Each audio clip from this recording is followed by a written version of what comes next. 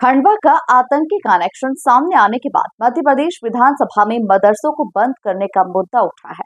BJP Usha Thakur.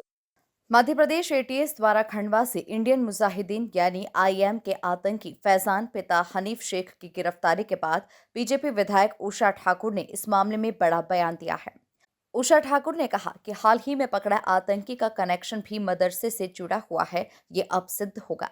उन्होंने कहा कि सरकार को इस दिशा में ठोस कदम उठाने चाहिए। जब बाल आयोग इन मदरसों को बंद करने की सिफारिश कर चुका है तो फिर सरकार को इस दिशा में कदम उठाना ही चाहिए।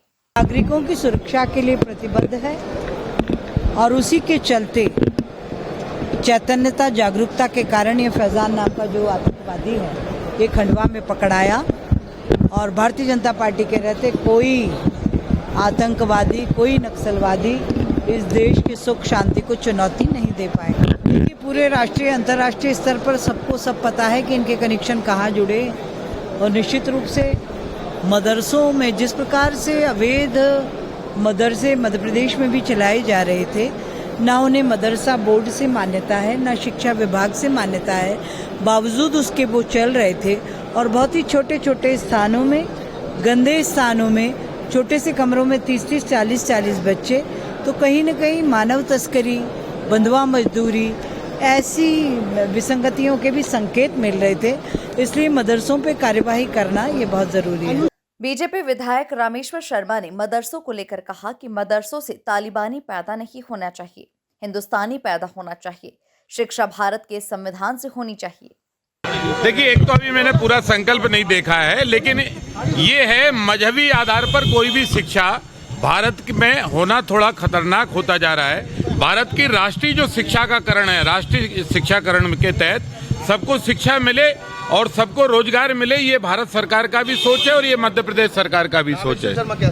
हम भी यही सोचते हैं, कोई भी मदरसा अगर वो मजहबी बात करता है और मजहब से अगर वो कोई दूसरी आतंकवादी गतिविधियों में सम्मिलित होता है तो ये दुर्भाग्य है। अगर मदरसा शिक्षा और व्यक्तिगत उन्नति होती है, मदरसा अगर डॉक्टर देता है, मदरसा अगर इंजीनियर देता है, मदरसा भारत के लिए कलेक्टर देता है तो समझ में आती है। लेकिन एक अकेली उर्दू के बलबूते पर सब सुविधाएं नहीं मिल सकती, जबकि शिक्षा पद्धति में हिंदी, इंग्लिश, संस्कृत, उर्दू सबका समावेश है।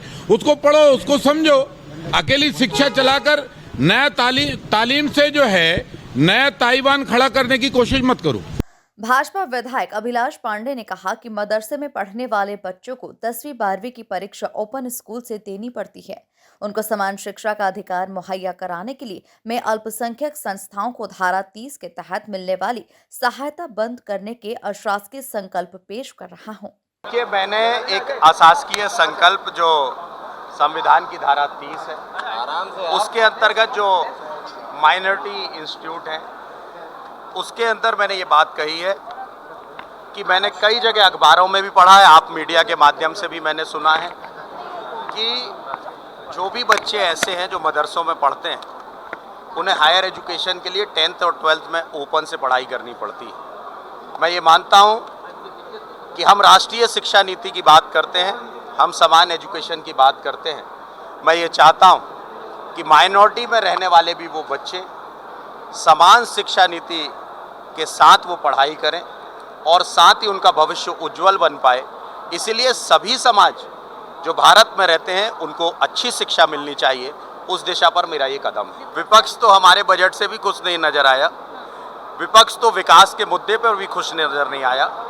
विकास का मॉडल लेकर भारतीय जनता पार्टी चल रही है, विपक्ष का काम विरोध करना है, लेकिन अंतर्मन उनकी ये जानती है कि विकास के मॉडल पे किसी ने काम किया है तो उसका नाम भारतीय जनता पार्टी। ये तो मीडिया ने ही हमको कई बार दिखाया है, आपने ही हम लोगों को दिखाया है। मेरे पास समूचे अखबारों की कतरनें हैं जिसमें ये बात कही गई है कि जो गतिविधियां वहाँ पर चलती हैं वो मीडिया के माध्यम से भी हम सब लोग देखते हैं। इसीलिए मैं ये मानता हूँ कि माइनॉरिटीज़ के अंदर ऐसे बच्चे आज मैं आपको दावे के साथ कहता हूं कि जब से देश में आदरणीय नरेंद्र मोदी जी की सरकार है, तब से आईएएस आईपीएस के बनने की संख्या अल्पसंख्यकों की भी बड़ी संख्या में बढ़ी है।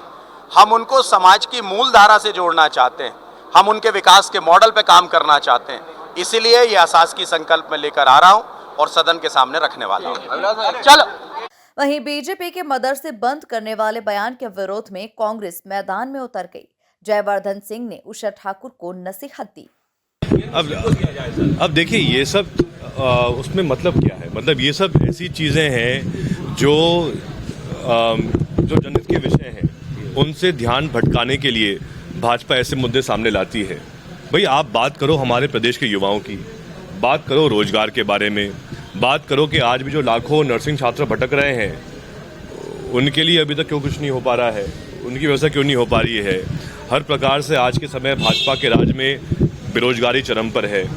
मेरे पास तो एक और अभी आदेश आया है, कल शायद एक बैठक हुई है नर्सिंग काउंसिल की विश्वविद्यालय की, जिसमें 2019 में कुछ जो कॉलेज वापस फर्जी पाए गए थे उनको वापस ये लोग दे रहे हैं मान्यता। अभी भी ये इनका काम खत्म नहीं हुआ है, अभी भी ये चल रहा है। और क्यों चल रहा है? क्योंकि 2021-22 के समय भी जो कुलपति जिन्होंने फर्जी कॉलेजों को मान्यता दी थी, समझौता दी थी, वो आज भी वहीं बैठे हैं, उसी पद पे बैठे हैं। उन पर अब तक सरकार क्यों नहीं कार्रवाई कर रही है? ऐसा क्या कारण है? देखिए श्रीमती सुश्री उषा ठाकुर जी से मैं आग्रह करूंगा कि वो अपने क्षेत्र पर ध्यान दें। वो हमेशा भ्रमित टिप्पणियां करती हैं। मुझे याद है पहले भी उनने एक बहुत ही गलत टिप्पणी की थी हमारे जैस संगठन के बारे में, जो एक युवा समाज सेवी आदिवासी संगठन है, उसके बारे में भी बहुत ही गलत आपत्तिजनक टिप्पणी उषा ठाकुर जी ने पिछले कार्यकाल में की थी। तो इनकी आदतें हैं ऐसी गलत बात। कुल मिलाकर मध्य प्रदेश विधानसभा में मदरसों को लेकर नया संग्राम छिड़ गया है। बीजेपी और कांग्रेस आमने सामने हो गए हैं। Bureau report, MP news, Bhopal.